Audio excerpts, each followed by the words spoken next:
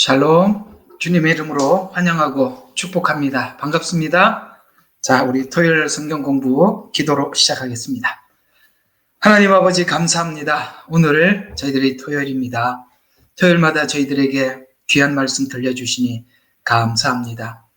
우리가 이렇게 장시간 은사에 대해서 함께 깊이 나누는 이유는 아버지 하나님, 마지막 때 사단은 말씀과 은사라는 이 방식을 통해서 우리가 받은 이 복음을 여러 가지 측면에서 빼앗기 위해서 애쓸 것이라고 성경은 말씀하고 있기 때문에 무엇보다 저희들이 정확한 말씀을 가지고 분별하기를 원함입니다. 주님 도와주시고 이곳에 함께하여 주셔서 아버지 하나님, 은사라고 해서 무조건 겁을 먹을 것도 아니고 각자에게 하나님께서 귀한 은사를 주셨다면 이 은사를 통해서 또 영혼을 살리고 교회에 유익을 끼치고 덕이 되는 저희들이 되기를 소망합니다. 아버지 하나님께서 주신 것 우리가 함께 누릴 수 있는 아버지는 은혜를 주시고 또한 말씀을 통해서 분별도 허락하여 주시옵소서.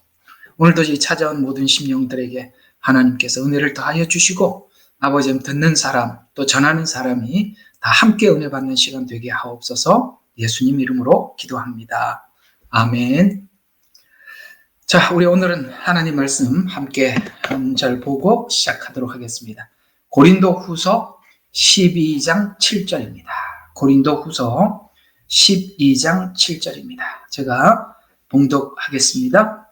지극히 위대한 계시들의 풍성함으로 인하여 내가 자고하지 않도록 육체의 가시 즉 사단의 사자를 내게 주셨으니 그가 나를 쳐서 자고하지 못하게 하려 함이라. 아멘. 우리가 하나님께서 잠깐만요. 예. 하나님께서 우리에게 주신 은사를 하나님께서 우리에게 주셨고 또 주셨기 때문에 우리가 그 은사를 하나님께 아름답게 잘 사용되는 것이 중요하겠죠. 그런 의미에서 우리가 생각해 보면 은사는 우리가 꼭 배워야 하고 또 교회에 유익이 되도록 우리가 써야 하겠습니다.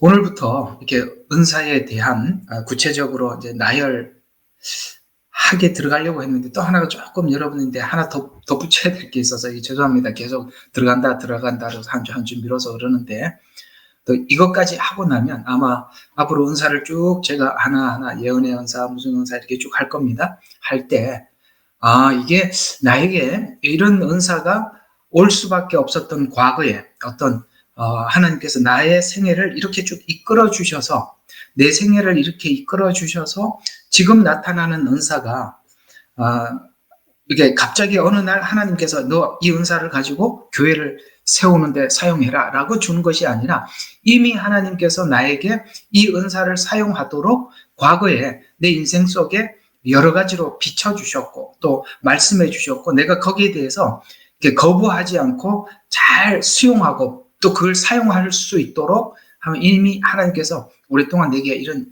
내 생애에 작업이 있었구나라는 것도 좀 알아야 할 필요가 있어서 오늘은 여러분들과 함께 은사와 그다음에 성품이라는 관계, 이 관계가 그러니까 은사와 성품은 내가 가지고 있는 성품과 하나님이 주신 은사가 다르냐? 그렇지 않다. 그 성품과 밀접한 관계가 있다라고 오늘 이 부분을 여러분들에게 좀 설명을 하고 증명을 할 텐데 쭉 하다 보면 내 성향은 좀 이런 성향이야. 바울과 같은 성향이고 내 성향은 베드로 같은 성향이고 내 성향은 요한 같은 성향이고 크게 이렇게 좀 나눠지는 거거든요. 그러니까 여러분들이 성경을 보다 보면 이게 바울의 생각, 사상, 그 다음에 그의 열심 이런 걸 보면 나도 꼭 이 바울과 같은 저런 마음이 있는데 이러는 사람들도 있을 것이고 또 누가 이렇게 베드로의 생애와 그 다음에 그의 사역을 보면서 나도 이렇게 베드로 같은 이런 성향이 있구나 이러는 분들도 있을 것이고 또 요한을 보면서 또 그렇게 나름 나 같은 성향이 있구나라는 것을 이해하게 될 것입니다. 그것이 하나님께서 주신 은사와 무관한 것이 아니라 굉장히 밀접한 관계가 있다는 것까지 하면 아마 이제 다음부터 하는 한 사람 은사의 예를 들어서 여러분들에게 말씀을 드릴 때 도리어 큰 도움이 되지 않을까 싶은 생각이 들어서 오늘 이 성품과의 관계 속에서 여러분들과 함께 나누어 보도록 하겠습니다. 준비한 게 한 7페이지 정도 A4용지로 되어 있는데 끝나는 대로 오늘 좀 끝을 내도록 하겠습니다. 자, 사람들의 성향과 은사는 밀접한 관계를 가지고 있어요. 이 말의 뜻은 그 사람의 성향을, 우리 모두가 다른 성향들을 가지고 있지 않습니까? 그 성향을 하나님께서 인정을 해 주시죠. 하나님께서 베드로의 성향을 인정해 주시고 요한의 성향을 인정해 주시고 그 다음에 바울의 성향을 인정해 주셔서 거기에 맞는 은사를 주시고 그 은사를 통해서 하나님께서 이 복음을 전하는데 유익하게 사용했듯이 우리 모두에게도 동일하게 우리가 가지고 있는 이 성향들, 이것이 옛날에는 예수님을 믿지 않았을 때는 성경에 보면 로마서에 보면은 우리의 몸을 병기라고 이야기하잖아요. 병기란 뭔가 군인들에게 들려서 누군가에게 들리니까 적군에게 들리면 이 병기가 적군이 사용하는 병기가 될 거고 그래서 내 몸을 죄에게 드려라고 이야기하잖아요. 나를 죄에게 드리면 이 악한 사단이 우리를 사용해서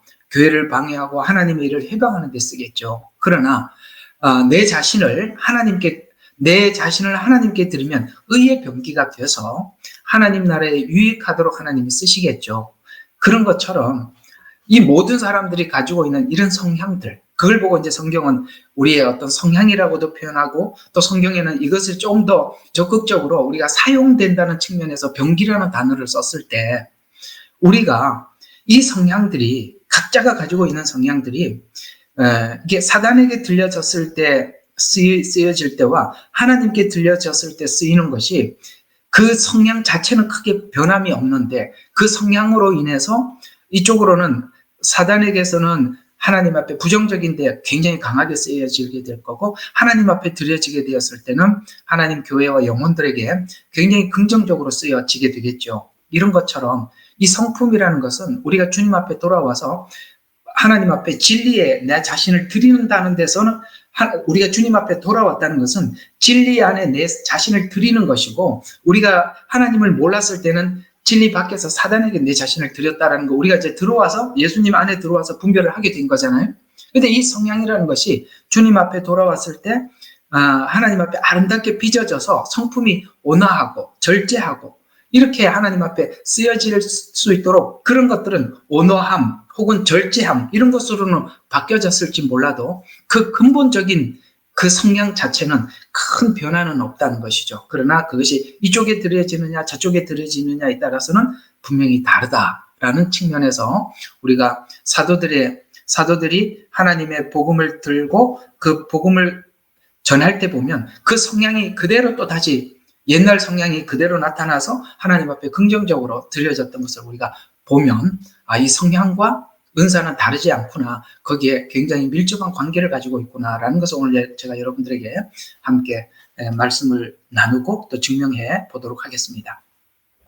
그래서 먼저 우리가 베드로 이제 한 세 사람 정도 예를 성향을 이해하기 위해서 한번 이렇게 발췌해 봤어요. 자, 베드로는 이제 이 강의 끝나면 이제 다음번에 그 베드로를 중심으로 한 예언의 은사 이걸 좀 할 겁니다. 그런데 어쨌든 이제 베드로는 물론 다른 사람들도 예언의 은사들을 가진 분들이 있어요. 그러나 왜 이렇게 굳이 베드로를 통해서 예언의 은사를 설명하려고 하느냐? 베드로에 대해서 지난날 과거에 하나님 그 사복음서에서도 베드로의 행적이 잘 녹아져 있고 사도행전에서도 많이 녹아져 있으니까 다른 성경에 많이 기록되어 있는 그러니까 적게 기록된 사람을 가지고 설명하기는 너무 어려우니까 베드로 말고도 다른 사람들도 있지만 이 예언의 은사가 베드로를 중심으로 해서 설명을 하는 것이 훨씬 여러분들에게 자료가 많으니까 베드로를 가지고 하는 거예요. 다른 사람 오직 베드로만 있다 이런 얘기는 아니에요. 예를 들어서 이 예언의 은사는 사도행전에 보면 스데반 집사와 베드로가 예언의 은사를 가진 사람의 성향들이에요. 대략적으로 보면 스데반 집사도 여기 같이 들어가 있습니다. 자, 그러면 그 스데반 집사는 왜 그게 예언의 은사냐? 여러분 사도행전에 보면 이스라엘 백성들 앞에 서서 스데반 집사가 아주 하나님 앞에 적나라하게 이스라엘 백성들의 지난날 과거 죄부터 쭉 설명을 하자 사람들이 마음에 분이 가득 차서 돌을 던지고 거기서 하늘로 우러러 하나님께 기도하면서 순교한 그게 스데반이죠. 이런 성향들, 그들이 수많은 사람들이 겁을 주고 그 다음에 돌을 던지려고 하고 그 화와 분이 가득 차 있더라도 자기가 하나님 앞에서 할 말을 다 하는 이런 성향들이 대략적으로 보면 이 예언의 은사를 가진 사람들이 가지고 있는 특성들이라 이렇게 생각을 하면 되겠습니다. 이게 베드로나 스데반 집사가 거의 비슷한 성향을 가지고 있는데 스데반 집사 설교 내용이 대략 이런 겁니다. 자, 우리가 이런 얘기죠. 우리가 거슬러 과거로 올라가 보자. 우리 조상들 때부터 시작해서 지금까지 우리가 하나님께서 주신 이 말씀에 순종한 적이 단 한 번이라도 있더냐? 이런 얘기거든요. 한 번도 없었다라는 얘기를 들을 때 막 이를 갈고 있는 모습을 보면서도 그냥 더 이상 입을 다물고 뒤로 빠져버리는 것이 아니라 마지막까지 끝까지 말을 하지 않습니까? 이런 성향들이 바로 예언 연사를 가진 사람들이 가지고 있는 특성들이에요. 그러면 스데반 집사에 대한 이야기는 자세히 그 과거에 대한 이야기가 별로 없으니까 스데반 집사를 가지고 우리가 예언의 은사를 연구하기보다는 베드로를 통해서 연구하는 게 훨씬 나으니까 베드로를 보면서 우리가 한번 쭉 성향을 살펴보면 대략적으로 이 베드로는 예수님과의 만남, 그 다음에 만난 이후의 변화 이런 것들을 보면 그 성향 자체가 굉장히 극적이고 분명함이 있어요. 예언의 은사를 가진 사람들은 굉장히 원칙주의적인 성향을 가지고 있습니다. 그러니까 이런 사람들은 틀린 걸 보면은 참지를 못해요. 분명히 말을 해야 되고 자기에게 엄청난 불이익이 다가오더라도 반드시 하고 말아야 되는 이런 성향을 가지고 있는 게 이 예언의 은사를 가진 사람들의 성향들이라 저는 이렇게 예언의 은사를 뭐 이런 하나님 앞에 저는 가르치는 은사지만 저하고 같이 사는 분은 예언의 은사를 굉장히 많이 이렇게 가지고 있어요. 근데 대략 보면은 굉장히 원칙주의적인 성향이 있고 그 원칙에서 조금이라도 이렇게 벗어나는 것에 대해서 용납을 못하는 이런 성향을 가지고 있어요. 이게 베드로나 스데반이나 다 그렇거든요. 그래서 이 베드로도 보면은 만남에서도 배와 그물을 버려두고 주님을 쫓는다라고 이렇게 말씀을 하고 있고 그의 변화에도 보면 3번 부인하고 난 뒤에 완전히 통곡하면서 완전히 변화되는 어떤 극적인 그러니까 서서히 시간을 두고 사람이 바뀌는 이런 거는 별로 용납하지 않고 굉장히 극적인 성향을 가지고 있다라는 것을 우리는 베드로의 생애 전체를 통해서 우리가 발견할 수 있는 것처럼 이 마지막 때 예수님께서 마지막 때가 아니라 예수님께서 십자가에 잡혀 죽기 직전에도 다른 제자들은 침묵하고 가만히 있었지만 베드로만은 어떻게 했습니까? 칼을 들고 그 대제사장의 종인 말고의 귀를 잘라버리고 그렇게 했던 것도 우리가 성경을 통해서 볼 수 있고 또 회개하였던 사건들을 보면 정말 그도 그 회개가 그냥 오랫동안 쭉 이어가는 것이 아니라 그 회개한 즉시 전혀 다른 사람으로 이렇게 돌아오는 이런 어떤 극적 성향을 가지고 있다. 그것이 나중에 이 예언의 은사가 임하고 난 이후에 사도행전에서는 이제 예언의 은사가 베드로에게 임하고 난 이후에 그의 삶을 보면 마치 그 사복음서에서 극적인 만남, 변화, 회개, 극적인 전부 다 순간 이렇게 그 순간에 이렇게 돌이키지 않습니까? 이런 성향들이 그가 나중에 예언의 은사를 사용할 때도 그대로 나타나는데 그게 사도행전 5장에 나타나 있는 그 유명한 아나니아와 삽비라 사건입니다. 그 사건을 보면 굉장히 이 사건을 차근차근 설명을 하는 것이 아니라 하나님께서 베드로에게 가르쳐 준 대로 그걸 알고 하나님께서 그에게 가르쳐 준 대로 굉장히 극적인 결단을 하고 극적으로 판단하고 극적으로 해버리죠. 그런 걸 보면 그렇구나. 이게 베드로가 이 예언의 은사가 있어서 그런 것도 있지만은 그 예언의 은사를 갖기까지 대략 이런 성향의 성품을 가진 사람들이 예언의 은사를 갖게 되고 예언의 은사를 가진 사람들은 하나님 편에 서서 자기에게 어떤 불이익이 있더라도 끝까지 하나님 편에 서서 자기가 하나님 앞에 하나님께서 하고자 하는 말을 하는 성향이 있구나라는 것을 우리가 이해할 수가 있는 것입니다. 그래서 그 아나니아 삽비라의 거짓말을 보고 이렇게 이야기해요. 네가 이것을 가지고 있을 때도 네 것이었고 팔고 난 뒤에도 네 것인데 그 네 것을 네 마음대로 결정할 수 있는 것 아니냐라고 질문을 하면서 이 아나니아 삽비라의 거짓말에 대해서 강하게 질책을 했죠. 굉장히 정의롭고 그 다음에 하나님을 만나고 난 이후에 변화도 분명해야 하고 이런 성향을 가지고 있다 보니까 이렇게 주님을 만나고 난 이후에도 여전히 이렇게 거짓말을 하고 하나님 앞에 이렇게 했던 이 모습을 이 베드로는 더 이상 볼 수가 없는 거죠. 그래서 이렇게 아주 강하게 질책을 하게 됩니다. 그리고 더 나아가서 이 예언의 은사를 가진 이 베드로는 지금 현재 아나니아와 삽비라의 문제가 그 사람 한 개인의 문제를 훨씬 넘어서서 그 당시 우리가 한번 초대 교회의 모습을 우리가 상상을 해보면 성령이 임하고 그 다음에 복음을 듣고 가슴을 치고 회개하고 교회에 모여서 이제는 전부 다 그리스도인이 된 사람들이 함께 모여서 서로 기쁘게 만나서 교제하고 떡을 떼고 정말 이렇게 순수함을 그렇게 지키고 쭉 유지하고 있었어요.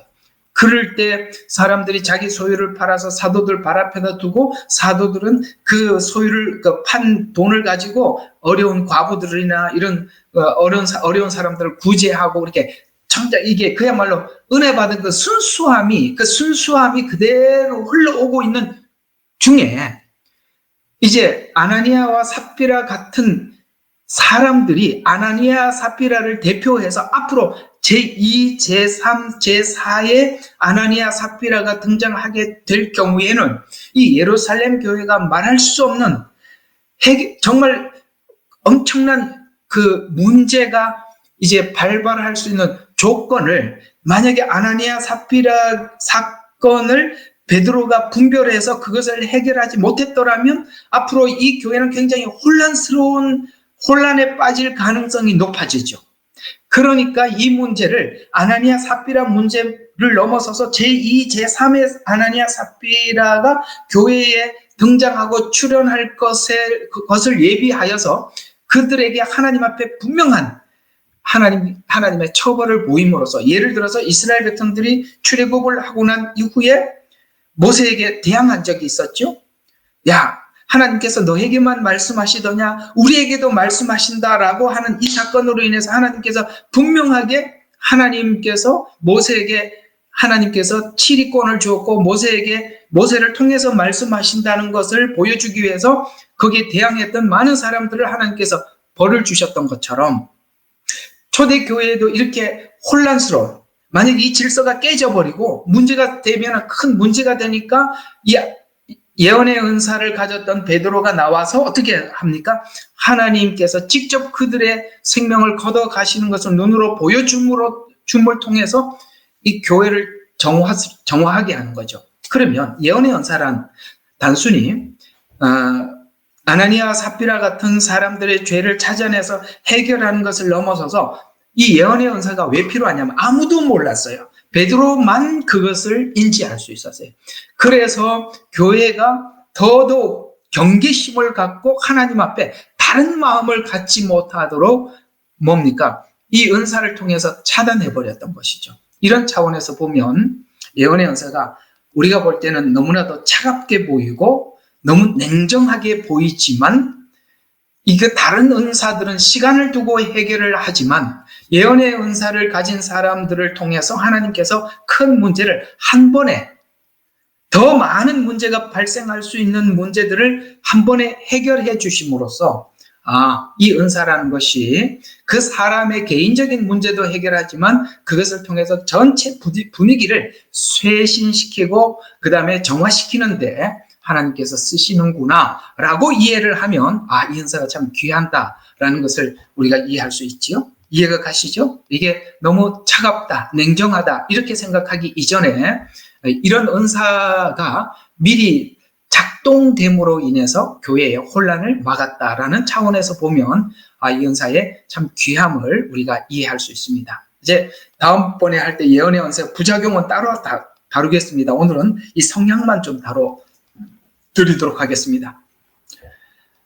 그래서 이 예언의 은사는 사도행전 2장에 베드로는 성령 강림 후에 이 강력한 설교와 예언을 통해서 수많은 사람들을 그리스도께 인도하죠.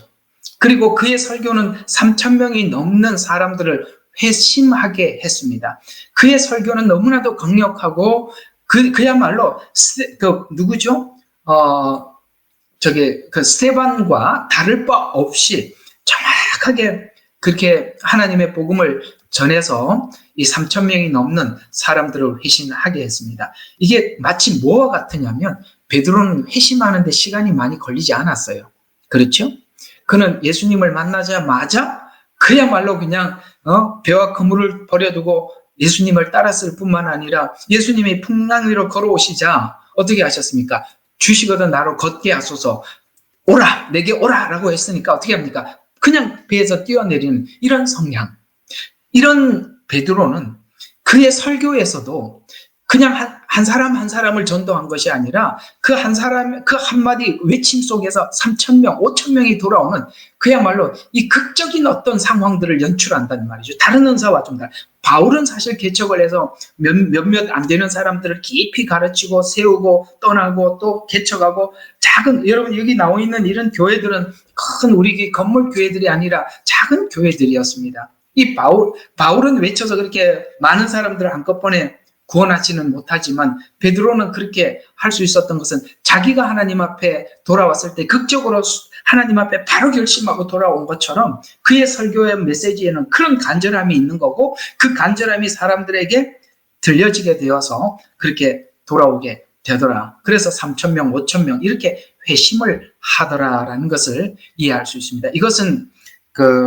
이것을 통해서 베드로의 과거의 행적과 그 다음에 사역할 때 그 열매들을 비교해보면 베드로는 이런 성향을 가지고 있고 이런 은사는 이렇게 쓰여지는구나라는 것을 우리가 이해할 수가 있겠죠.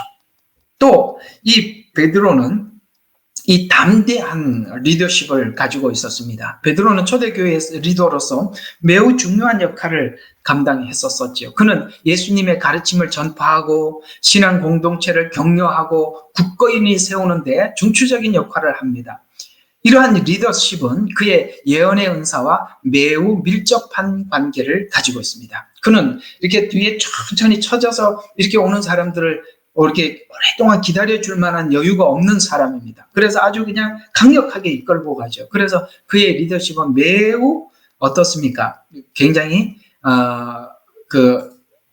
이렇게 좀 담대하고 강력한 리더십을 가지고 있었습니다. 또 이 베드로는 시험과 회복을 자기가 경험한 적이 있어서 사람들에게 회심하게 하는, 그래서 이 은사와 함께 작동하고 그 다음에 이 은사가 설교로 나올 때 그들에게 굉장히 회복에 대해서 강력한 설교를 할 수 있습니다. 왜냐하면 본인이 예수님을 부인하고 그 다음에 예수님께 돌아와서 회개했던 그런 경험이 자기에게 있기 때문에 보통 보면은 자기 체험 안에서 설교들을 많이 하는 게 사실이에요. 그래서 체험이 없는 거는 설교를 하면서도 자신감을 분명히 갖지를 못해요. 이 설교자들이 보통 보면 그래. 자기가 경험한 걸 가지고 설교를 많이 하게 돼요. 그 분야에 나와서는 자신 있게 설교를 하는데 다른 분야가 딱 찾아오면은 그 분야에 대해서 이해가 좀 적다 보니까 설명을 자세히 풀어줄 수가 없어요. 이런 것처럼 저도 이렇게 강의 설교를 하고 있기 때문에 제가 이렇게 경험한 부분은 굉장히 여러분들에게 자세히 설명을 해드릴 수가 있어요. 시편 같은 거는 제게 많이 경험이 되었던 거기 때문에 설명을 할 수가 있지만 어떤 부분들은 제가 이 부분에 대해서 이해가 참 없는 그런 부분들을 여러분들에게 설명할 때는 제 자신도 쉽지는 않습니다. 이런 것처럼 베드로 역시 시험을 겪은 적이 있고 회복한 경험이 있죠. 그래서 그는 사람들에게 회개하라, 주 예수를 믿으라, 회개하라, 회개하라는 말들을 그래서 베드로는 많이 할 수 있었던 것입니다. 그래서 하나님께서 설교자들을 세우실 때는 그 설교자가 앞으로 어떤 목회를 하려고 부르셨는지를 그를 하나님 앞에 목회자로 세우기 직전에 있었던 그런 훈련들이 앞으로 그가 어떤 방향의 하나님 앞에 쓰임을 받게 될지 우리가 추측을 할 수가 있는 것이죠. 이해가 가시죠? 회개에 대해서 깊은 경험이 있는 사람들은 회개의 복음을 깊이 전하게 되고 어쨌든 그런 것입니다. 그래서 우리가 살아온 것, 내 성향 이런 것과 별반 다르지 않게 하나님께서 거기 맞는 은사를 주신다. 오늘 그게 핵심입니다. 이 부분에 대해서 여러분들 좀 이해를 분명히 하라는 이야기입니다. 그래서 회복의 말씀을 받고 그 다음에 이러한 경험들은 그를 척도 지난날 그 경험들이 하나님 앞에 겸손하고 강한 믿음을 가진 리더로서 성장하는데 중요한 역할을 하게 됐습니다.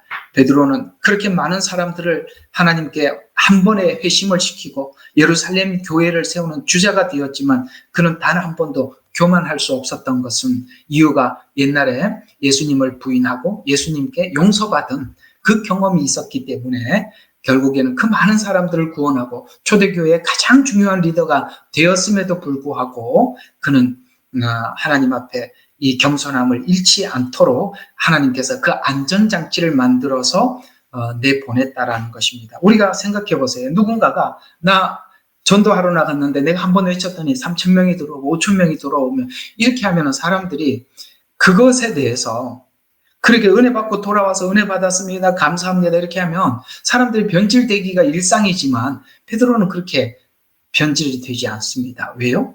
그거 지난날 하나님께 예수님께 돌아섰던 경험, 그 다음에 회심하고 용서받았던 이 경험이 바로 베드로를 안전장치를 하나님께서 분명하게 하셨기 때문에 그렇습니다.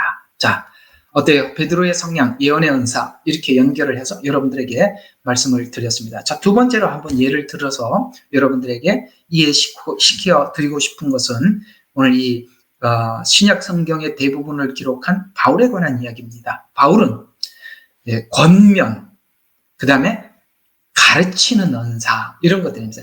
그러니까 무슨 말이냐면 성경을 설명을 해가면서 권면을 하는 겁니다. 그냥 바울이 그냥 자기 임의로 설명을 해서 권면하는 것이 아니라 바울을 성경을 기준으로 해서 가르치면서 권면을 하는 겁니다. 그래서 서신서들을 다 보면은 성경을 쭉 설명을 하면서 저는 이렇고 후는 이렇고 결과는 이렇고 그러면서 쭉 설명을 하고 그러니 이렇게 살아라 이렇게 하면서 쭉 권면을 하지 않습니까? 그 권면이 가르치면서 권면을 하고 있다는 것입니다. 자, 그러면 이 권면의 은사, 곧 가르침의 은사를 받은 바울은 어떤 성향을 가진 사람이냐? 자, 이것은 바울이 가르치고 권면하는 일에 아까 이제 베드로에게는 하나님께서 그 지난날 예수님께 돌아서고 회개하고 용서받은 이 경험을 가지고 안전장치를 만들어서 베드로를 사용했다면 바울은 이렇게 사용을 했어요. 오늘 금방 읽었던 성경입니다. 자, 베드로후서 12장 7절을 보면 지극히 위대한 계시들의 풍성함으로 인하여, 그러니까 하나님께서는 바울에게 엄청나게 많은 계시를 보여준 거예요. 그래서 계시의 풍성함으로 인하여 내가 자고하지 않도록 뭘 주셨어요? 내가 자고하지 않도록 육체의 가식, 즉 사단의 사자를 내게 주셨으니 그가 나를 쳐서 자고하지 못하게 하려 함이라. 무슨 말이에요? 자고가 뭡니까? 교만해지는 것이죠. 오늘 베드로가 아까 교만해질 수 있었지만 그럴 수 없도록 하나님께서 안전장치를 만든 것처럼 이 바울에게는 하나님께서 엄청나게 많은 계시를 주시는 거예요. 그래서 이렇게 성경을 기록하고 우리에게 권면을 할 수가 있었던 것이거든요. 그런데 이 자고하지 않도록 이게 가시가 뭐냐에 대해서는 의견들이 본인이 직접 밝히지를 않아서 잘 모릅니다. 그러나 대략적으로 보면 이 바울의 이제 요세푸스에 의해서 바울의 그 이야기들을 대략 보면 이 바울은 다메섹에서 빚을 받으면서 눈이 굉장히 이렇게 어두워졌어요. 이게 잘 보이질 않아요. 그렇다는 이야기가 있어요. 그래서 잘 보이질 않아서 이렇게 늘 이게 뭐 그러니까 안질로 인해서 생기는 질병, 그러니까 계속 이렇게 눈물이 흐르고 뭐 그랬다고 그렇게 역사가들이 그렇게 이야기를 합니다. 그게 여러분 얼마나 힘들겠어요. 글을 써야 하고 또 봐야 되는데 이게 눈이 얼마나 중요합니까? 그래서 하나님께서 늘 이 바울에게 어떤 가시를 주어서 자고하지 못하도록 그렇게 했다. 그래서 이게 너무나도 이게 장애가 되니까 하나님 앞에 3번 구했죠. 3번 구했다는 것은 딱 3번 기도했다는 것이 아니라 하나님이 들을 때까지 기도했다는 뜻이에요. 하나님, 정말 이게 제가 이 문제로 인해서 너무너무 힘드니까 이것 좀 해결해 주세요. 해결해 주세요. 그렇게 했더니 하나님이 응답이 정확히 뭐라고 해서 내 은혜가 족하도다. 이렇게 하면서 하나님께서 그 문제를 직접 해결해 주신 것이 아니라 그걸 달고 살게 만들었다. 왜요? 계시가 계속 임하니까. 사람들이 그렇게 아까 베드로가 전도를 많이 해서 교만할 수 있고 오늘 이 베드로가 계속 하나님 주시는 계시를 통해서 교만할 수가 있으니까 하나님께서는 그걸 통해서 안전장치를 만들었다 이렇게 말씀을 하고 있습니다. 그래서 바울이 겸손하도록 유지하도록 하나님 도와주었고 그의 은사와 사역에 균형을 주는 역할을 하게 했던 것입니다. 이 은사는 많은 사람들에게 은혜를 끼치는 만큼 자기 관리가 철저하게 필요하기 때문이죠. 자기 관리. 그래서 우리가 은사를 받는 게 중요한 게 아닌 것 같아요. 저는 그렇게 생각해요. 여러분들이 은사가 있고 없거나 하나님이 필요 없으니까 안 주는 거고 그냥 필요하면 주실 겁니다. 필요하면 주세요. 그러면 나는 은사를 받아야 되겠다고 하나님 앞에 악착같이 구하고 기도하기보다는 이거를 하나님께서 관리할 수 있는 능력을 주셔서 주셔야 되는 거예요.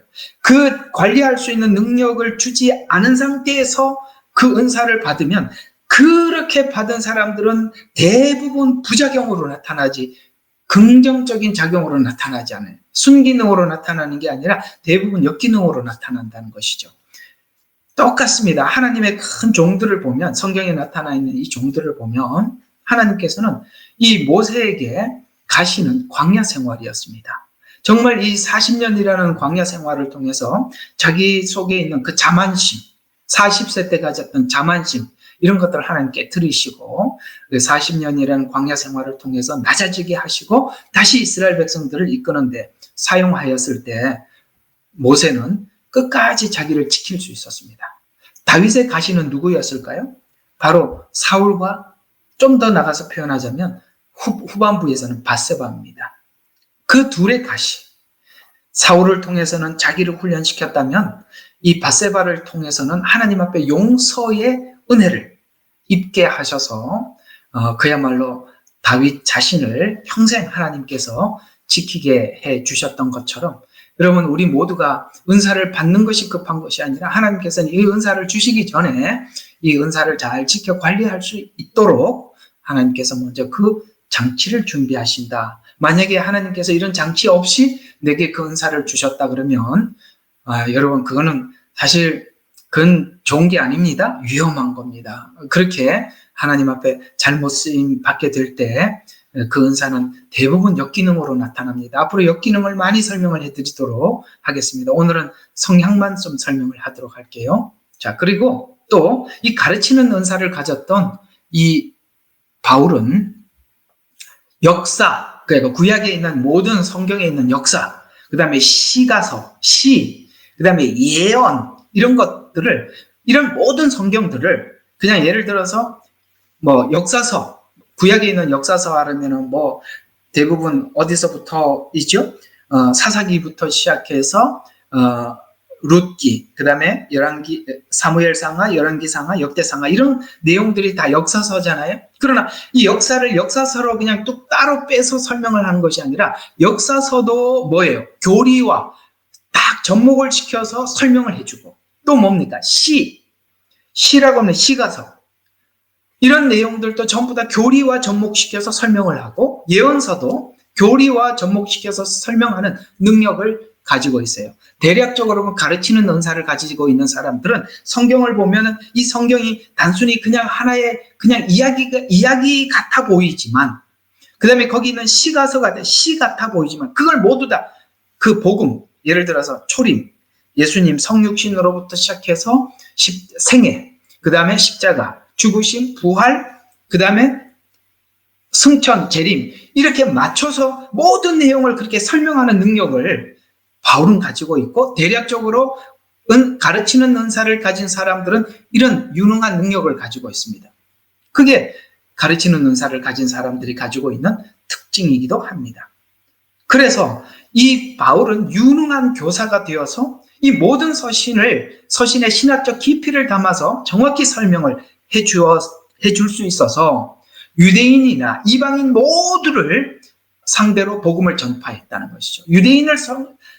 유대인들에게 설명하고 설득하기 굉장히 어렵죠. 왜냐하면 그들은 구약 역사만 믿고 있지, 구약에 있는 하나님만 믿지, 신약에 있는 예수님을 믿지 않는데 그걸 접목시켜서 쭉 설명을 하고 있죠. 여러분 성경에 보면은 바울이 아그라빠라는 왕 앞에 서서 쫙 설명을 하는 거 보면 정말 하나도 빠짐없이 정확하게 이 아그라빠 왕에게 설명을 하니까 아그라빠 왕이 바울에게 야, 네가 적은 말로 나를 그리스도인이 되게 하려고 하느냐? 이렇게 할 말이 없으니까 사실 그렇게 말한 거거든요. 네 말이 이건 틀렸고 이건 문제가 있다, 이렇게 반박을 하나도 못했어요. 이 아그라빠 왕, 그도 보통 실력자가 아니에요. 그러나 바울에게는 어떤 말도 할 수 없었던 것이, 바울의 말이 틀림이 없었어요. 그러니까 할 말이 없으니까 다른 이야기를 하는 거예요. 네가 작은 몇 마디를 가지고 나를 그리스도인 만들려고 하느냐라는, 이렇게 직접 언급하지 못하고 바깥의 것으로 자기를 이렇게 그리스도인 되게 하는구나라고 이렇게 얘기할 수밖에 없었던 것은 그 바울의 말이 너무나도 분명하고 정확해서 반박할 수 없었다라는 말을 성경은 그래서 그렇게 기록해서 우리에게 말씀해주고 있는 것입니다. 그런 것처럼 그는 이 모든 내용들을 어떤 성경에 다 신학적 교리 여기다 맞춰서 설명하는 능력을 가지고 있어서 그가 유대인을 만나든지 이방인을 만나든지 누구에게나 이 설명을 할 수 있는, 그게 바로 가르치는 은사를 가진 사람들이 가지고 있는 특징이다. 그래서 이 바울의 이 해박한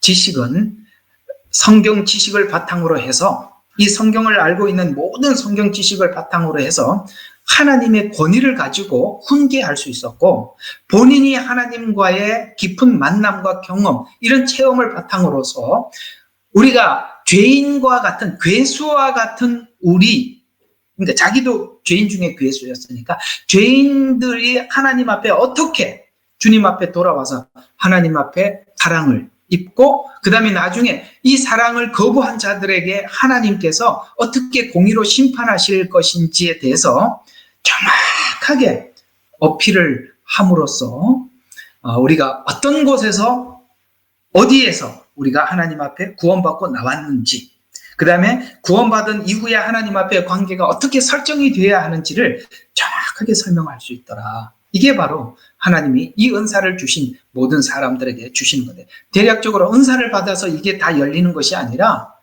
바울은 기본적으로 성경에 대해서 능통했다는 것을 아셔야 됩니다. 그러면 하나님 가만히 아무것도 백지 같은 사람에게 하나님 성경을 열어주셔서 막 가르쳐 주는 게 아니라 바울은 연구하고 탐구하고 그 다음에 모든 내용들을 생각하고 정리하고 이런 것들이 누구보다 탁월했고, 그 탁월한 그런 연구 속에서 하나님께서 계속 계시를 부어주심으로써 성경이 열리게 되고 누구에게나 복음을 전달할 수 있었다라는 것입니다. 그래서 바울의 가르침과 권면을 할 수 있었던 이유는 그가 경험한 육체의 가시를 통해서 겸손함을 배우고, 또 그 겸손하니까 그 겸손했기 때문에 하나님의 능력을 나타내는 통로로 자기 자신을 드릴 수가 있었고, 그래서 하나님의 능력을 경험하고, 아시겠습니까? 내가 항상 하나님 앞에 이 겸손함을 유지했더니 하나님께서 바울에게 계속 말씀을 주신다는 것을 알게 되었고, 그래서 그 능력을, 하나님의 능력을 바울은 그렇게 경험을 하는 거예요. 하나님이 자기에게 주시는 걸 통해서 하나님과의 관계, 자기의 어떤 정체성을 확인하게 되는 것이죠. 그래서 또 타인에게 하나님이 주시는 말씀을 가지고 건면할 수 있는. 그래서 중요한 건 뭡니까? 베드로도 끝까지 겸손을 유지했었고 바울도 그것을 유지했기 때문에 정상적으로 계속 쓰임을 받을 수 있었다. 좀 이따가 설명하겠습니다만 이것이 딱 끊어지고 하나님 앞에 변질되면 그때부터 상당히 문제가 많아지는 겁니다.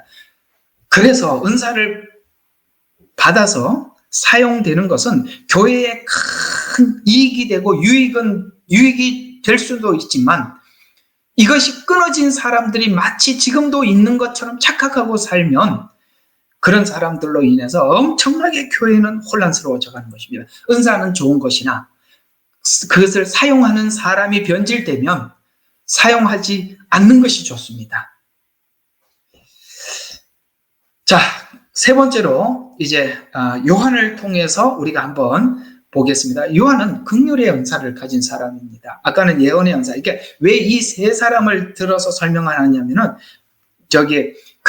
그들은 정말 베드로와 바울과 요한은 전혀 다른 성향의 은사들이에요. 근데 나머지는 이 세 은사 안에서 전혀 다르니까 이 세 가지 은사 안에 들어 왔다 갔다 할 것이죠. 그러니까 이 세 은사는 베드로가 가진 것, 그 다음에 바울이 가진 것, 요한이 가진 것을 세 개를 딱 해보면은 전혀 다른 각도에서, 그러니까 나머지는 이 안에 있는 거니까 설명하기가 쉽죠. 전혀 다른 바깥의 것 중에 하나가 또 요한이 가지고 있는 긍휼의 은사입니다. 요한은 긍휼의 은사를 가진 사람입니다. 그는 왜 이렇게 긍휼의 은사를 가지게 되었느냐?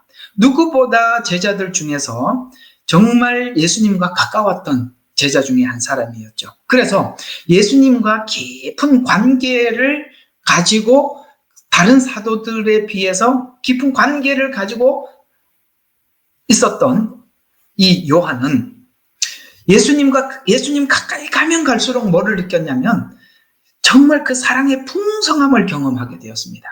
그래서 예수님과 그 친밀감을 통해서 사랑 안에서 나오는 긍휼을 깊이 체험하고 요한복음, 요한 1, 2, 3, 4가 전부 다 사랑 이야기밖에 없을 만큼 요한은 하나님이 누구십니까? 라고 물으면 사랑입니다. 라는 이야기를 꺼내놓고 그 사랑을 설명해내더라. 주님과 가까이 가면 갈수록 사랑과 긍휼을 경험하게 되더라. 라는 차원에서 다릅니다. 그래서 십자가의 고통이 우리를 향해 사랑에서 나온 것임을 알고 그래서 그 예수님께서 십자가에서 왜 어떻게 하셨는지 그 십자가 지셨던 그 상황들을 자세히 누구보다 어떤 복음서보다 자세히 기록할 수 있었던 것은 그 십자가에서 하셨던 모든 예수님의 상황들이 우리를 사랑한 사랑 안에서 나온 것임을 알고 그걸 자세히 우리에게 설명해 주려고 애를 썼어요. 실제 초대 교회는 다양한 기독교 문화와 너무 다른 우리 기독교 안에 교회 안에 들어와 보면 세상의 사회 문화는 너무나도 다르고 정말 우리하고 하나가 될 수 없는 정말 장벽이지 않습니까? 그 장벽에 부딪혔었어요. 그러니까 전혀 새로운 민족이 새로운 종족이 그러니까 로마나 유대 이스라엘 유대 지역을 봤을 때는 기독교인들이 생기면서 전혀 다른 종족, 전혀 새로운 사람들이 생기다 보니까 그들 사회와 어울릴 수도 없었고 문화도 같을 수가 없었고 그러다 보니까 굉장히 교회가 세상으로부터 박해와 그 다음에 갈등이 심한 시기를 살았습니다. 그들이 초창기 우리가 교회 안에서도 가정에서도 첫 때에 예수 믿는 사람이 가정 모든 사람들의 문화에 동요되지 않는 것 때문에 핍박을 받듯이 초대 교인들이 굉장히 어려움을 당했을 때 요한은 이런 어려움 속에서도 받는 은혜를 실천하면서 왜? 너무나도 본인이 사랑을 많이 받았기 때문에 그 사랑을 실천하면서 하나님의 사랑을 전파하면서 교회 구성원들이 서로 사랑하고 돌볼 것을 강조해서 하나됨을 지킬 것을 우리에게 권면을 많이 한 사도가 바로 요한입니다. 그래서 이 세 사람 이야기, 제가 이제 조금 전에 말씀드렸던 베드로는 회심의 경험, 아시겠죠? 하나님 앞에 돌아와서 회심을 깊이 경험했다. 그래서 그 회개에 대한 깊은 이야기를 할 수 있었고, 그 다음에 이 바울은 구약에 대한 성경에 대한 아주 지식이 탁월하죠, 누구보다. 그리고 죄인 중에 괴수 같은 자기 자신을 불러서 구원하시는 그 하나님이 어떤 하나님인 줄을 우리에게 설명하려고 애를 썼고, 요한은 예수님 가까이서 그 사랑을 많이 느꼈었고, 그 사랑이 여전히 가장 클라이막스, 가장 절정에 달했던 그 십자가 사건을 자세히 설명을 하면서 예수님께서 십자가에서 참으심은 침뱉음에도 불구하고 조롱에도 불구하고 견딘 것은 우리를 사랑한 사랑이라 라고 우리에게 끊임없이 그 사랑을 전달해 주려고 했다라는 차원에서 여러분들에게 이 세 사람 이야기를 전부 드렸는데 어떻습니까? 성품과 그들이 가지고 있는 은사가 다릅니까? 비슷하지요. 그 성향은 그대로 남아있고 그 체험도 그대로 쓰신다는 것을 우리가 이해할 수 있습니다. 자, 이 세 사람의 예를 이렇게 마음에다 두고 보도록 하겠습니다. 자, 그러면 누가복음 10장 17절에 보면, 자, 이제 우리가 은사를 받은 사람들은 이전에 하나님께 경험했던 어떤 경험들, 우리로 표현하자면 체험이겠죠. 그런 우리가 지난날 하나님 앞에, 주님 앞에 돌아오면서 체험했던 이런 체험들과 관계가 깊을 수밖에 없더라는 거죠. 이게 누가복음 10장 17절에 이렇게 말씀하고 있어요. 제자들을 전도하러 보냈습니다. 그랬더니 예수님께 돌아와서 보고하는 장면을 성경은 이렇게 기록하고 있습니다. 주님, 주의 이름으로 귀신들도 우리에게 복종합니다. 라고 이렇게 예수님께 말씀을 보고한 적이 있어요. 그래서 그들이 행한 기적과 권세에 대해서 기뻐했습니다. 그때 했던 이 경험은 자신들의 은사와 사역에 대해서 더 잘 이해하도록 도와주었어요. 그래서 그때 보니까 귀신도 떠나가고 귀신도 복종했었어요. 나중에 사도행전에 가보니까 이들이 이 복음을 전하는데 이런 일들이 일상으로 나타났다는 거죠. 가서 병든 자에게 손을 얹으니까 낫게 되고 귀신이 떠나가고, 이것이 만약에 사도행전에서 갑자기 하나님께서 느닷없이 주셨으면 그들이 그것이 갑자기 굉장히 당황스러웠을 텐데, 이미 예수님 살아계셨을 때 전도하러 갔을 때 그런 일이 있었다라는 것을 알았기 때문에 사도행전에서 자기들이 복음을 전할 때 이런 일들이 어색하지 않았다는 것이죠. 예를 들어서 이런 것이죠. 우리가 정말 귀신이 떠나가고 병자가 치료되는 것을 눈으로 본 사람들은 그건 당연한 거야 이렇게 생각하겠죠. 그 다음에 본인이 방언을 한다고 가정합시다. 그럼 방언하는 사람들은 다른 사람이 방언하는 거 이상하게 여기지 않을 거예요. 그렇죠? 근데 본인이 그런 체험이 하나도 없다면, 야, 무슨 방언이 어디 있냐 이렇게 말을 할 수도 있고, 또 야, 귀신이 어떻게 떠나가, 그런 일들은 누가 얘기하는 것처럼 그건 초대교회나 있던 일이지 지금 그런 일이 왜 있어 이렇게 이야기를 하겠죠. 사실은 그에게 그런 일들이 지금 하나님께서 일어나는 것을 보여준다면 그렇게 거부할 수가 없겠죠. 하나님께서는 지금 사도행전의 이때 하나님이 쓰시기 위해서 이미 그때 예수님 계셨을 때 이런 체험들을 그들에게 이미 하도록 허락해 주셨다는 것입니다. 자, 그런 차원에서 보면 사도행전에서 제자들은 이 경험을 바탕으로 환자들을 치유하고 귀신이 떠나가는 일에 전혀 이상하게 여기지 않고 당연시 여길 수 있었습니다. 본인도 그렇게 주님 앞에 돌아왔다면 이건 이상한 게 아니죠. 제자들이 경험한 이러한 체험들은 은사를 통해 복음을 전파하는 방법을 이해하게 해주었습니다. 단순히 그것은 귀신을 쫓아내는 것은 복음을 전하기 위해서만이 아니라 본인에게도 어떤 교육이 되었느냐. 예수님이 이 땅에 온 것은 귀신을 쫓아내고 복음을 전함으로써 이미 사람들은 어두운 가운데 있었고 사단에 매어 있었다는 것에 대한 이해를 귀신을 쫓아내면서 본인들도 알게 돼, 영적 세계에 대한 이해를 깊이 하게 되더라라는 이야기입니다. 그래서 우리가 은사를 가지고 사용을 하다 보면 남들에게도 혜택을 주지만 은사를 가지고 본인이 활용하는 본인에게도 엄청나게 많은 하나님께서, 그래서 누구는 가르치면서 배우고 누구는 그 가르치는 사람들을 통해서 들어서 배우기도 하고, 그래서 하나님은 쓰시는 사람도 배우게 하고 그 다음에 듣는 사람들도, 혜택을 보는 사람들도 배우게 하더라고요. 그래서 이거 하면서 저는 이제 가르치는 은사인데 가르쳐 보면은 여러분 이게 영적 원리에 대해서도 여러분 여러분들에게 말씀을 전하기 위해서 준비하면서 저도 배우고 그걸 배운 걸 가지고 여러분들에게 전하게 되고 이렇게 하나님이 이런 방식으로 하시더라라는 것입니다. 그래서 은사를 가진 사람이 은사를 통해 복음을 전파함으로써 복음 전파자는 자기 자신에 대해서 하나님이 나를 쓰시고 있다라는 것에 대한 자신감과 확신을 갖게 합니다.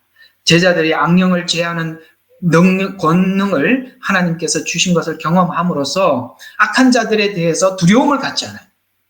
야, 뭐 사단에게 막 소리를 지르고 무덤가에서 소리를 지르고 막 성경에 그런 사람이 나오잖아요. 그런 사람들에서 어이구 저는 무서워, 귀신 들린 사람 앞에 우리가 어떻게 갈 수 있어? 그런 게 아니라 하나님이 누군 줄, 그 사단의 영이 어떤 줄 아니까 그들은 두려움이 없어요. 그래서 이 악한 영들에 대해서 두려움을 갖지 않고 자신 있게 접근해서 복음을 담대하게 전할 수 있었어요.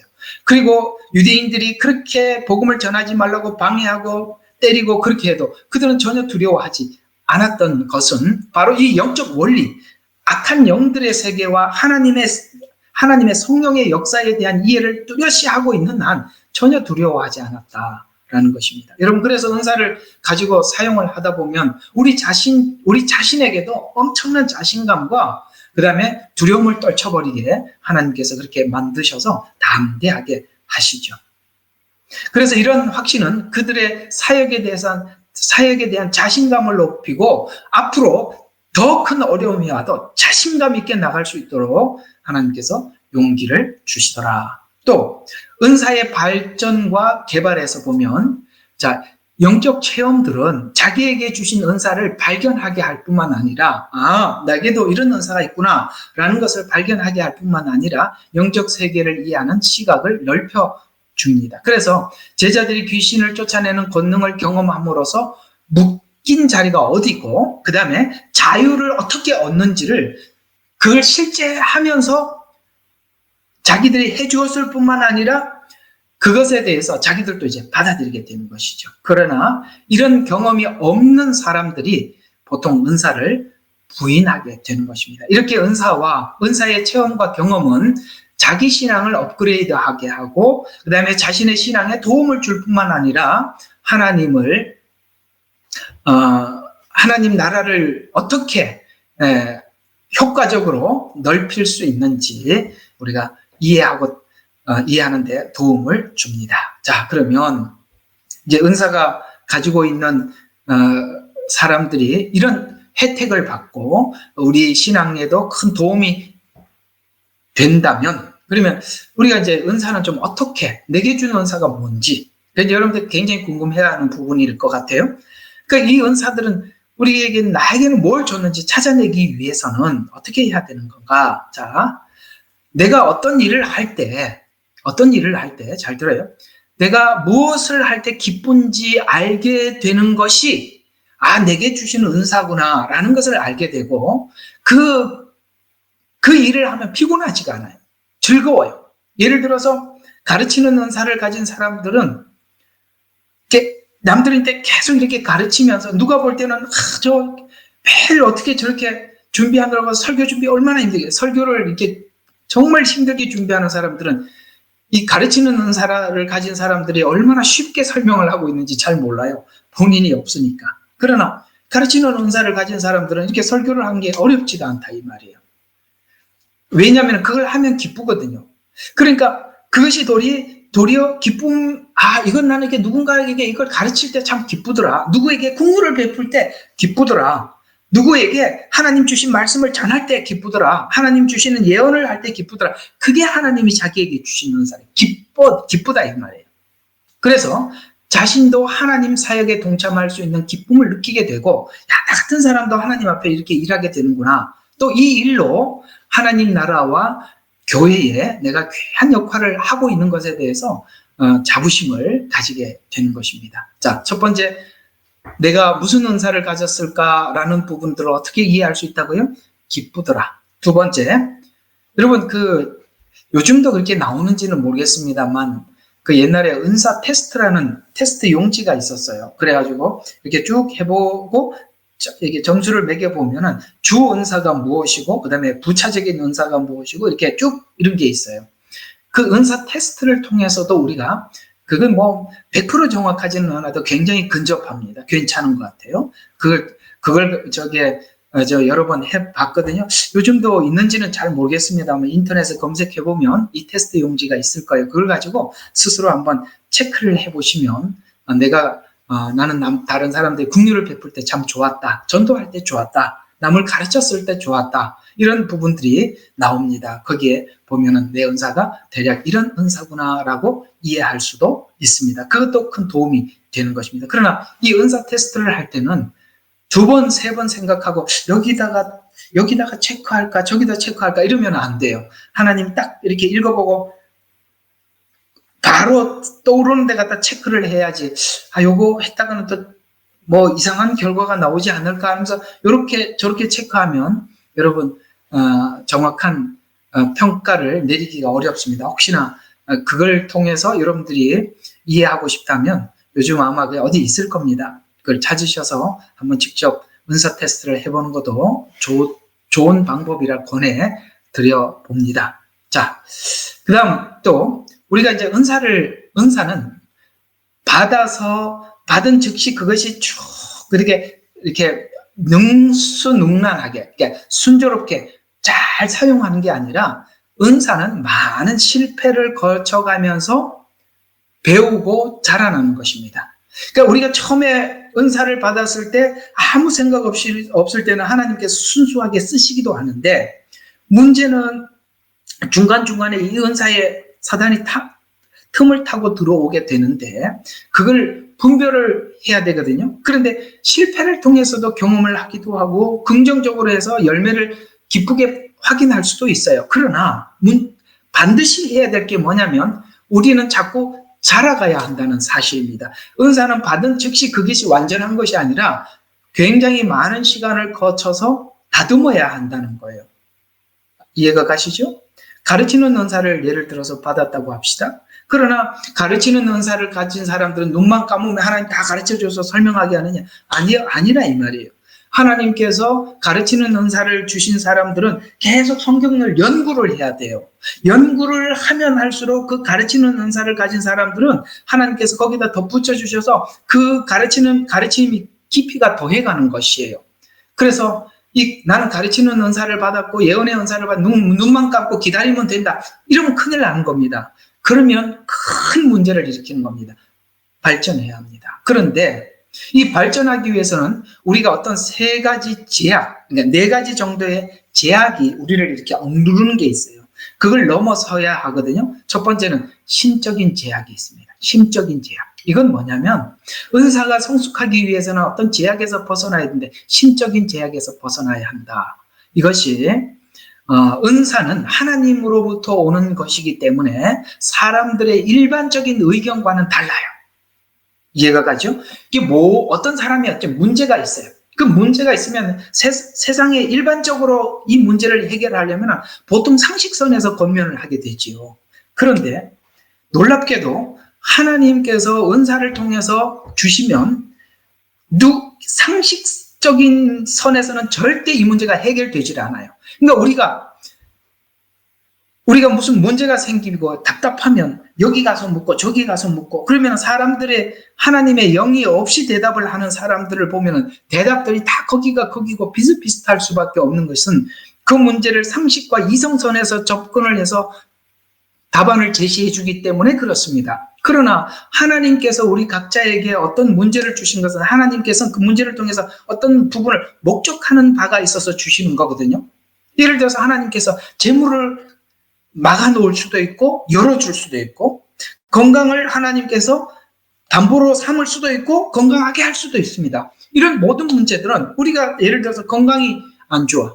그런데 병원에 가서 아무리 치료를 해도 치료가 잘 안 돼.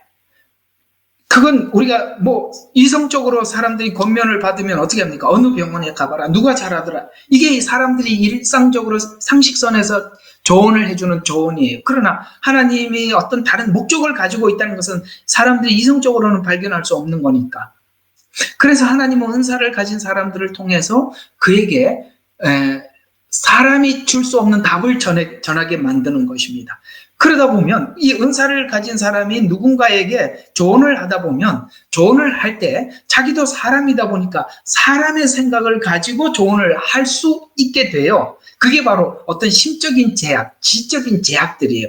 내가 이미 알고 있던 방식을 전해주는 이게 지적인 제약들일 수 있어요. 그래서 사람들의 의견, 일반적인 의견이나 그 기대에서 벗어나서 하나님께서 의외의 대답을 주시더라도 그 말을 할 수 있어야 되는 거예요.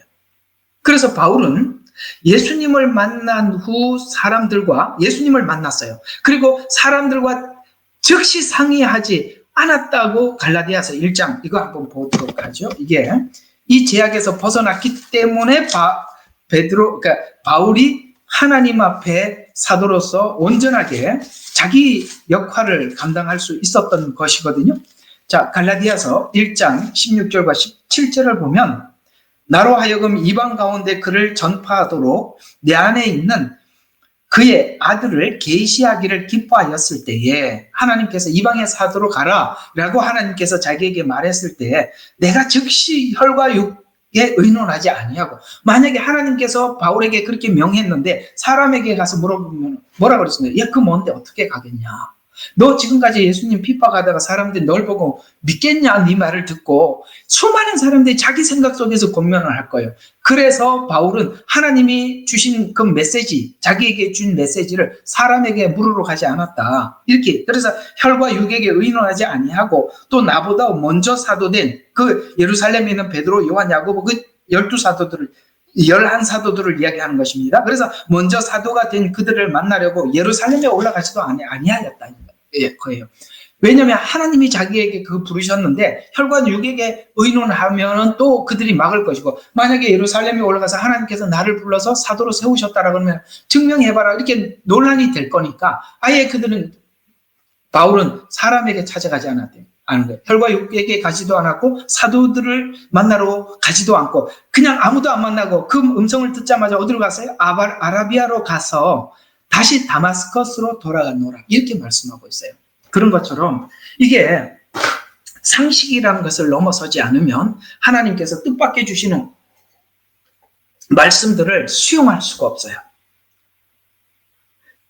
아나니아 삽비라가 들어왔어요. 하나님께서 그들이 그런 어떤 음흉한 하나님이 기뻐하지 않는 어떤 음흉한 일들을 하고 있다는 것을 하나님께서 베드로에게 가르쳐주지 않았더라면 그게 딱 듣고 난데 저 사람 평상시에 그런 사람이 아닌데 이게 내가 잘못 들었나 뭐 이렇게 생각했더라면 그 죄에 대해서 지적하지 못했겠죠. 하나님께서는 우리 어떤 사람들을 고치기 위해서는 우리 모두 다 생각할 수 없는 어떤 죄, 어떤 상식 밖에 있는 이런 일들이 벌어지고 있기 때문에 그냥 하나님 주신 말을 그대로 할 수 있는 그런 마음을 가져요. 근데 자꾸 이렇게 심적인 제약은 왜 받느냐면 사람들이 자꾸 요구한다는 말이에요. 이렇게 해주세요. 저렇게 해주세요. 그건 뭐 심적으로 되죠. 하나님 주신 말을 자꾸 끊어먹는다는 거예요. 제가 그래서 우리 교인들인데 항상 부탁하는 게 아무 이야기도 하지 마라. 내 마음대로 설교하게 제발 저를 그만두시라.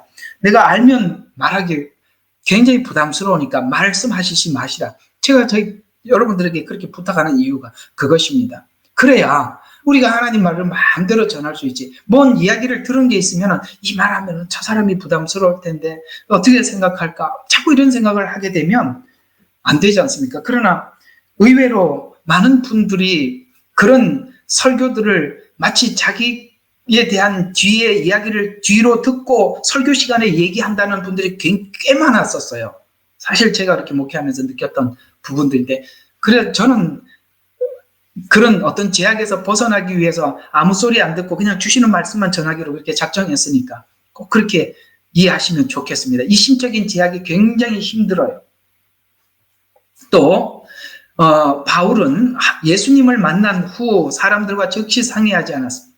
이는 우리가 하나님의 뜻을 분명히 이해하고 따르기 위해서는 다른 사람들의 의견이나 그들이 어떤 기대하는 기대에서 벗어나는 것이 중요합니다. 그들의 기대에 자꾸 맞춰주려고 해요. 설교도 사람들인데 맞추기 시작하는 순간부터 설교는 변질되는 거거든요.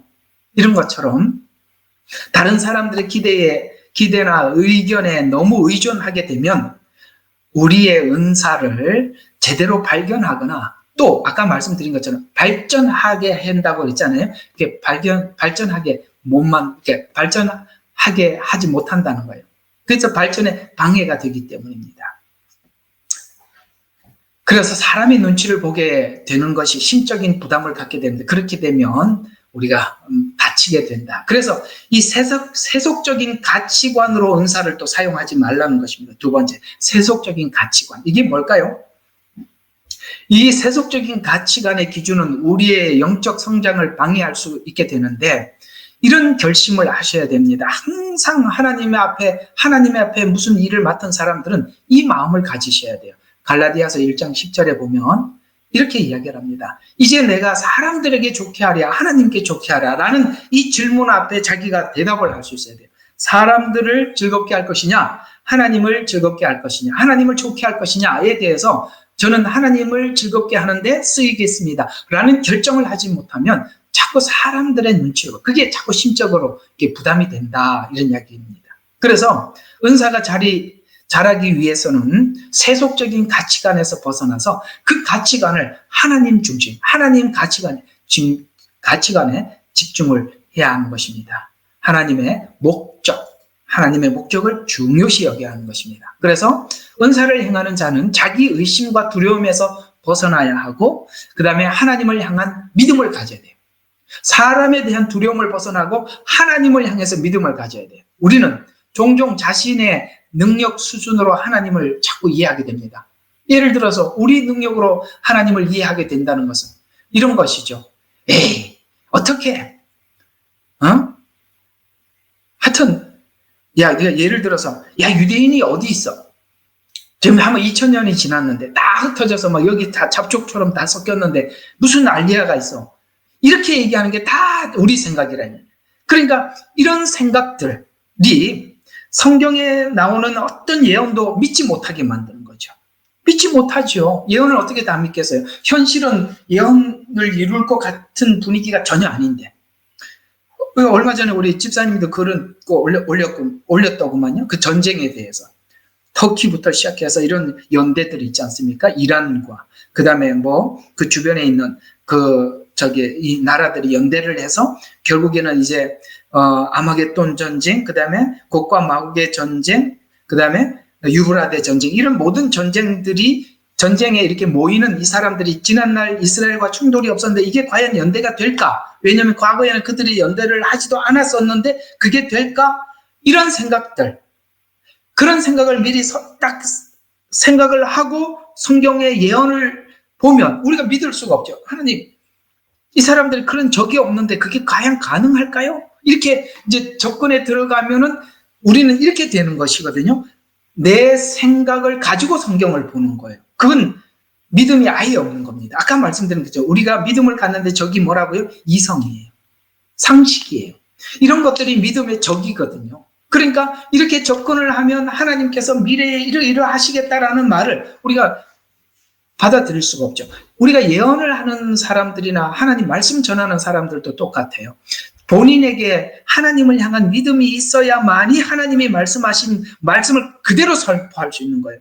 하나님, 여러분, 러시아와 그 다음에 터키와 그 다음에 이란이 하나가 연대가 돼서 그 주변에 있는 나라들 전체 연대가 돼서 이 마지막 때 이렇게 전쟁을 일으킬 겁니다라는 말을 할 수가 없어요. 왜? 본인이 믿질 않으니까.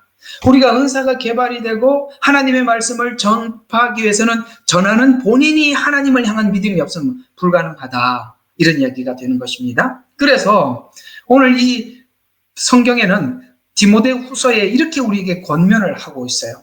디모데후서 1장 7절에 보면 하나님이 우리에게 주신 것은 두려워하는 마음이 아니요 오직 능력과 사랑과 절제하는 마음이니라고 이야기하고 있습니다. 그렇습니다. 하나님께서 우리에게 이런 예언을 가르쳐 주시고 우리에게 해결책을 제시해 주시는 모든 말씀들은 우리를 두려워하려고 하는 것이 아니라 우리 오직 능력과 사랑과 절제하는 마음, 이런 것들이 결국은 하나님의 말씀을 믿고 믿어지면 내 속에 두려움이 떠나가게 되고 하나님을 향한 사랑이, 그 다음에 모든 것을 하나님을 위해서 내 자신이 절제하는 이런 것들이 갖추어져 간다는 거예요. 그런데 이걸 믿음으로 받지 않으면 결국은 내게 이런 것들이 생길 수가 없고 만들어지지가 않는 거죠. 그래서 이런 자기의심과 두려움에서 벗어나 하나님의 능력을 신뢰하는 것이 이 말씀을 전하는 자들이나 은사를 실행하는 사람들에게 너무나도 중요하다. 그게 없으면 기존에 있는 틀, 전통, 경험, 그 다음에 이성 이런 것들을 가지고 설교를 하고 말씀을 전하게 되면 거기에 하나님의 능력이 임할 게 하나도 없죠. 자기 이야기인데 무슨 하나님이 거기다 능력을 더딥혀 주시겠어요. 우리가 하나님의 말씀을 믿고 그대로 전파할 때 성령님께서도 그 말씀에 보증을 해주신 것입니다. 또 전통과 경험을 모두에게 적용하지 말아야 하는 이유는 개개인에게 주시는 은혜가 각자 다르기 때문입니다. 그렇죠. 나는 옛날에 이런 문제가 생겼을 때 어떤 사람이 이런 문제가 생겼을 때 내가 이 방법으로 이렇게 해결책을 제시해 줬더니 그 사람이 이 문제가 해결되었으니까 또 어떤 사람이 문제가 있어서 내게 물으러 왔어요. 그러면 옛날에 내가 어떤 사람에게 이렇게 해결책을 제시해 줬더니 해결이 되었으니까 당신도 똑같은 방법의 해결책을 제시해 줌으로써 이렇게 하시오. 그러면 해결됩니다. 왜냐하면 옛날에 당신과 똑같은 문제를 가진 사람은 내가 이렇게 해결책을 제시해 줬더니 해결이 됐거든요. 그러니 당신도 그렇게 하십시오. 이렇게 하면 큰일 난다 이 말이에요. 어떤 사람이 꼭 보면은 그런 게 있어요. 자기가 어떤 굉장히 어려운 시간이 있었을 때 하나님께서 어느 날 예를 드는 거예요. 하나님께서 어느 날 너 오늘 이 문제를 놓고 뭐 한 달간 작정 기도해라. 아니면은 뭐 3일을 금식해라. 아니면은 일주일을 금식 기도해라. 이렇게 해서 금식 기도를 했더니 예를 들어서 뭐 일주일 금식 기도해서 해결이 됐다고 가정합시다. 근데 누군가가 나하고 비슷한 문제를 가지고 와서 내게 상담을 하고 하나님께서 뭐라고 말씀하신지 좀 전해달라고 그렇게 부탁을 했을 때 자기가 옛날에 당신하고 비슷한 문제가 있어 내가 그렇게 해결이 되었으니까 금식 일주일 해. 그러면 무조건 해결돼. 이렇지 않다 이 말이에요. 전통을 깨트리라. 사람마다 다르다. 문제가 다르고 하나님이 다루려고 하는 목적이 다른데 그걸 똑같은 방법을 계속 제시함으로써 내가 그렇게 해서 해결이 되었기 때문에 이 사람도 이렇게 하면 된다. 아니요. 하나님께서 서로가 하나님의 목적하는 바가 다르다 이 말이에요. 그러니 이게 기존의 전통이나 틀에 갇혀서 하나님께서 새로운 방법을 제시해 주시는 것을 사용하지 못한다. 왜? 내가 옛날에 이렇게 권면했더니 해결됐으니까 전부 다 누구에게나 다 그렇게 권면하는 거예요. 아니 어떤 사람은 누구인데 가면은 항상 똑같은 대답을 줘요. 금식 일주일 해. 여러분 그게 금식만 하면 다 해결될 일입니까? 아니거든요. 그게 문제라 이 말입니다. 각자가 다르고 각자 성향이 다르기 때문에 그런 것입니다.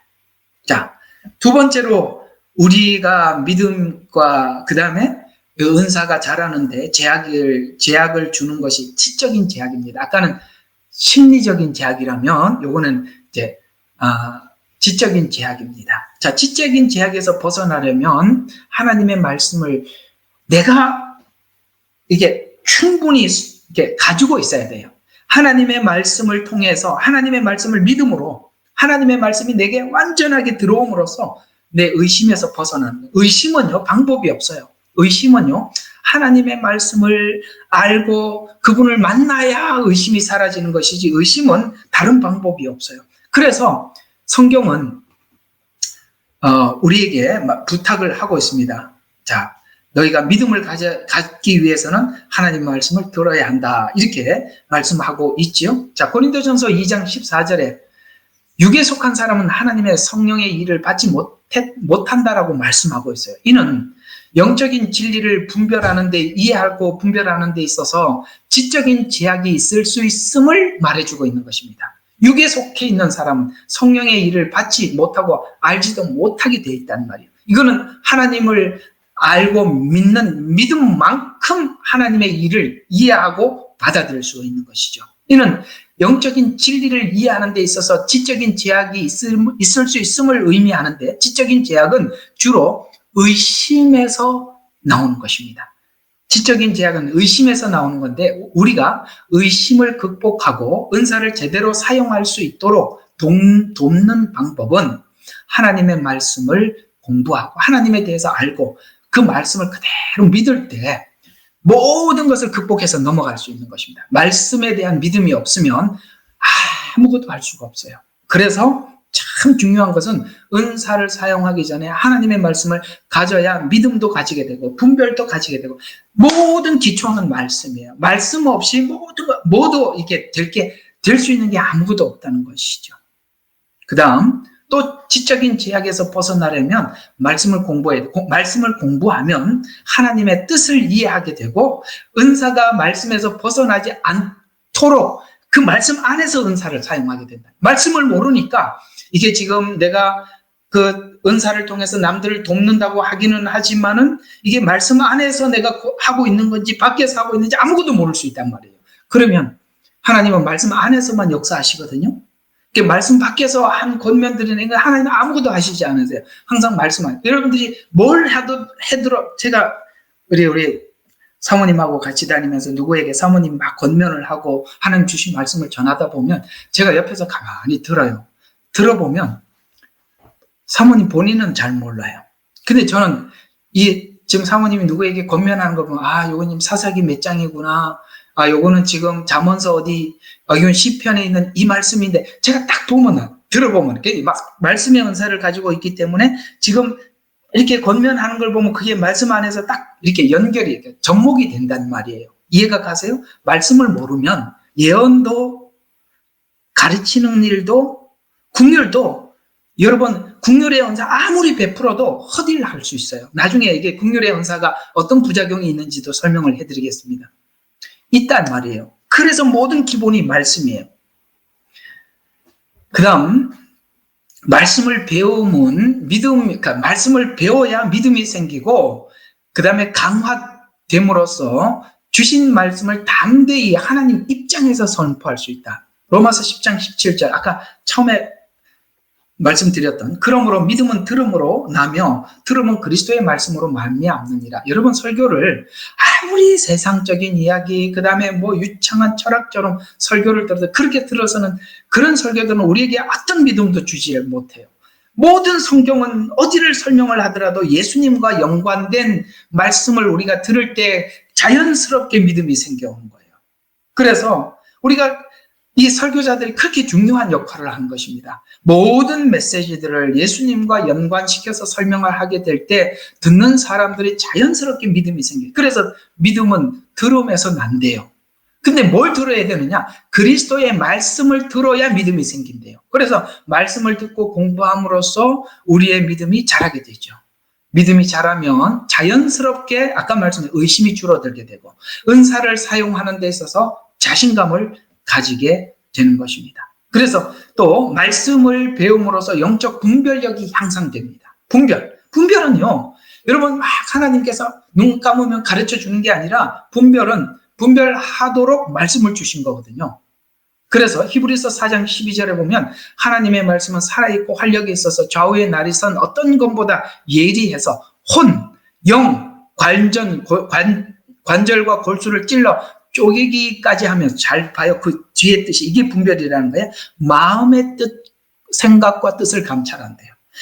여러분 세상 사람들이 이해하는 것은 그 사람의 마음에 있는 깊은 속뜻을 그 사람이 무슨 생각을 하고 어떤 목적을 가지고 했는지 몰라요.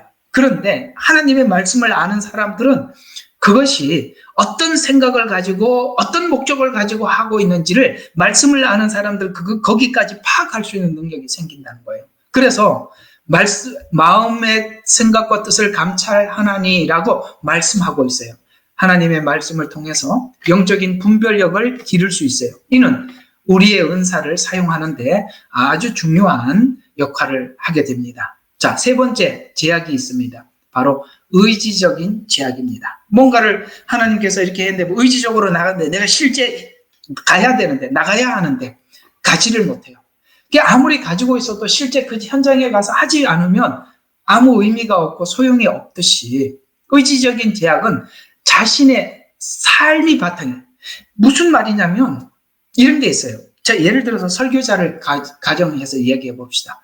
내가 어떤 부분에 대해서 설교를 하려고 그러는데 내가 거기에 대해서 아직 해결하지 못하고 그게 항상 뭐가 있게 이 설교를 한다는 자체가 자기 양심에 너무 부담이 돼서 그 말을 꺼내놓을 수가 없는, 그게 바로 의지적인 제약이에요. 그 말씀을 전하고 살아야 되는데 살지 못하는데 내가 설교를 해야 된다는 것에 대한 이 의지적인 제약이 엄청나게 큰 거거든요. 교회에서 주일학교 교사나 중고등부 청년회 혹은 전도사님, 목사님들 모든 설교자들이 여기에서 걸려 넘어지는 거거든요.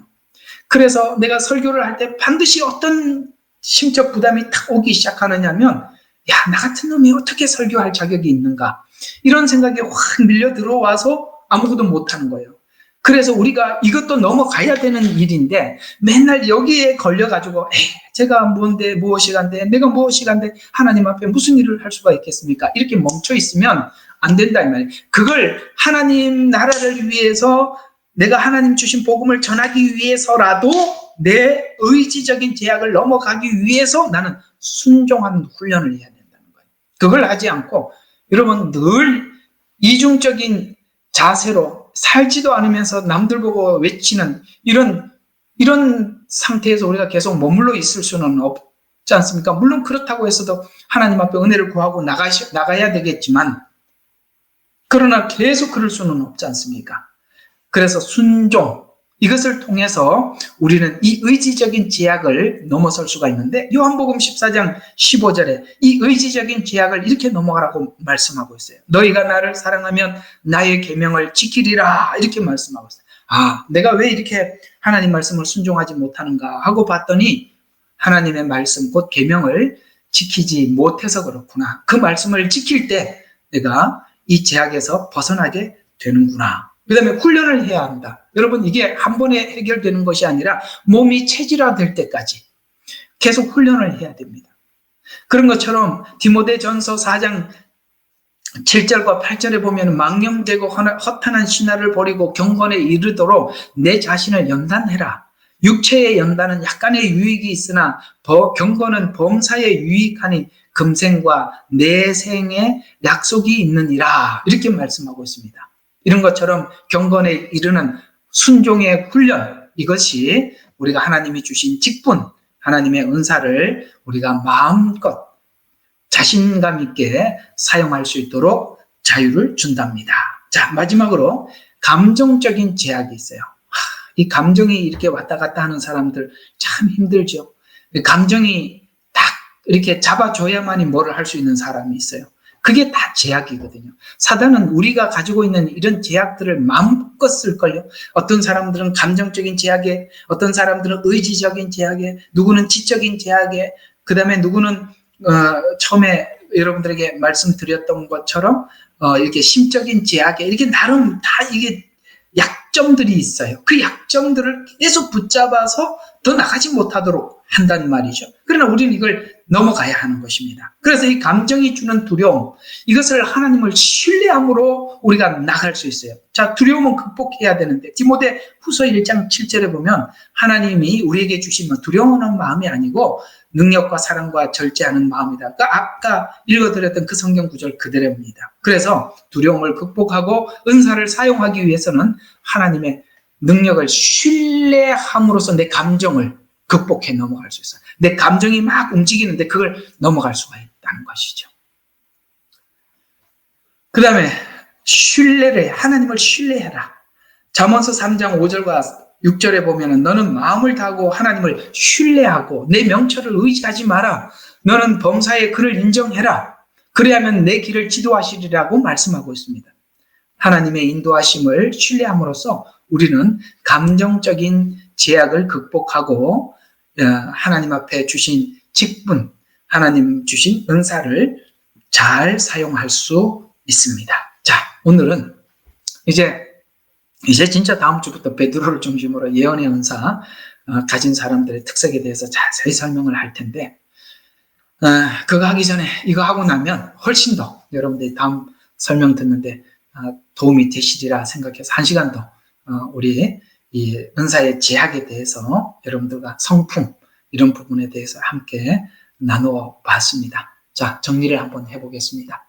이게 우리가 넘어가도 되고 안 넘어가도 되는 게 아니라 반드시 넘어가야 되는 것입니다. 하나님께서 직분을 주셔서 쓰시거나 은사를 통해서 하나님의 나라를 확장하는 데 부름을 받은 모든 사람들에게, 이거는 누구 예외가 없어요. 모든 사람들에게는 그가 마지막까지 자기 자신을 지킬 수 있도록 하나님께서 반드시 뭔가를 정확하게 고정을 해두는 게 있습니다. 바울 같으면 죄인 중에 괴수라는 것을 평생 잊지 않도록 완전히 못을 박아버렸죠. 베드로에게는 회개한, 예수님을 저주하고 용서받은 죄인이라는 것을 평생 잊지 못하도록 못을 박았습니다. 사도 요한은 예수님과 정말 친밀했어요. 정말 가까이. 그래서 그 가까움, 그 친밀함, 그 영광, 변화산에서 봤던 그 영광들을 잊지 못하게 만들었죠. 그것이 바로 그들을 지키게 한 것입니다. 여러분, 우리 각자에게 하나님께서는 하나님이 쓰는 게 중요한 게 아니라 사람들은 자꾸 쓰임 받으려고 애를 쓰는데, 쓰임 받는 것이 하나님 나라의 영광은 되지만 그것이 위험할 수도 있고 얼마든지 자기를 예수님으로부터 떨어져 나가게 할 수도 있다는 것에 대해서도 여러분들이 아셔야 돼요. 하나님은 그걸 염려하시는 것입니다. 그래서 하나님께서 꼭 붙들어 매고 그 일을, 우리를 사용하시는 것입니다. 그런데 성품대로 하나님이 붙들어 매셨어요. 성품대로.